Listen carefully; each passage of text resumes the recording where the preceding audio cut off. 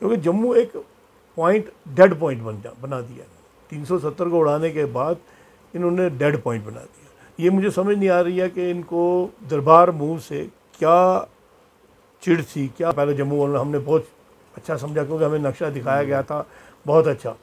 तो लेकिन जब आस्था ओवर पीरियड ऑफ टाइम जब स्मार्ट मीटर, प्रॉपर्टी टैक्स और जब और ये जो इनको और ज़मीनों का स्मार्ट मीटर लगाए, आप कहते हैं जी हम किराया दे दो, हम देंगे किराया, लेकिन तनख्वाह भी तो दो। एक ऑर्गेनाइजेशन चलाता हूँ, उसका सरबराह हूँ, उसे जम्मू मुस्लिम फ्रंट कहते हैं।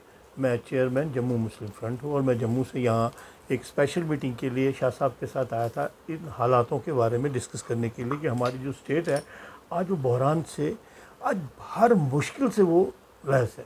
तो उसके बारे में हम सोचना चाहते थे हम किस तरीके से अपने नौजवानों को, अपने बिजनेसमैनों को और लोगों को राहत पहुंचा सकें, कोई मैकेनिज़्म हम बना सकें और भाईचारे की मिसाल कायम कर सकें। तो इसलिए मैं शाह साहब के दफ्तर में आया और हमारी बहुत अच्छी डिस्कशन भी हुई है। बिज़नेस जो होता है वो लोगों से होता है, खाली दुकानों से और उसके अंदर सामान से नहीं होता। सबसे बड़ी गलती गवर्नमेंट की ये हुई जब उन्होंने दरबार मूव को बंद किया।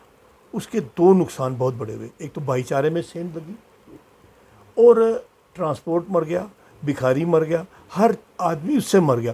और बिजनेसमैन जो है वो पैसा कमाना जानता है। उसने पठानकोट की हालत आपको शायद पता नहीं है, पठानकोट का क्या किया इन्होंने, पठानकोट हो गया जम्मू।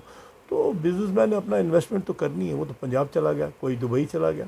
जैसे कश्मीर के कई लोग जो हैं दुबई चले गए हैं, उन्होंने वहाँ पर अपना कारोबार शुरू किया। तो अपने प्रमोशनल एवेन्यू के लिए, अपना रोज़गार बढ़ाने के लिए यहाँ जम्मू का जो बिजनेसमैन वो जा रहा है, क्योंकि जम्मू एक पॉइंट डेड पॉइंट बना दिया।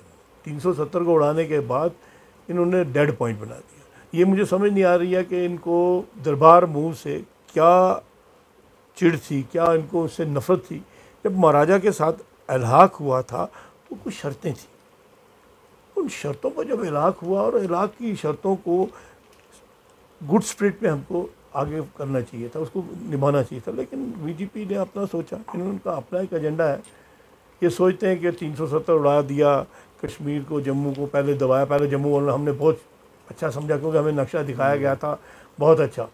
तो लेकिन जब आस्था ओवर पीरियड ऑफ टाइम जब स्मार्ट मीटर, प्रॉपर्टी टैक्स और जब और ये जो बड़ी चीज़ें हैं इनको और ज़मीनों का, जहाँ महाराजा ने हमें, हमारे बुज़ुर्गों को ज़मीनें दी थी, अलाटमेंट की थी, महाराजा की ज़मीन थी, तो आज उस पर बुलडोज़र चल रहा है। नहीं जी आपको वहाँ पर दिया। और सबसे बड़ी बात कम्युनल एंगल, मैं किसी चीज़ को नहीं, चलो जनता लड़ेगी लेकिन कम्युनल एंगल से देश नहीं चलता है।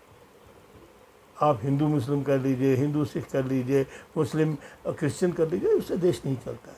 तो बिजनेसमैन जो होता है वो अच्छे इन्वायरमेंट में अपना बिजनेस करना चाहता है। आप जैसे कहते हैं जी बाहर से इन्वेस्टमेंट आ रही है, कौन आदमी गन के साए में आके बिजनेस करेगा? ये मैं आपसे सवाल करता हूँ। हम अपने बच्चे को स्कूल नहीं भेजते, यार आज फायरिंग हो रही है, नहीं भेजना है। तो बिजनेसमैन आप करोड़ों रुपए का यहाँ पर आपको बिजनेस करेगा।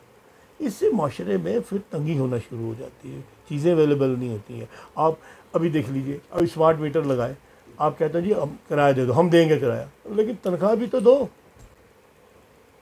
अरिजीत साहब को भी ये पता है कि उनके पास पैसा नहीं है बिजली खरीदने के लिए, जब पता कर लो कहाँ से खरीदोगे।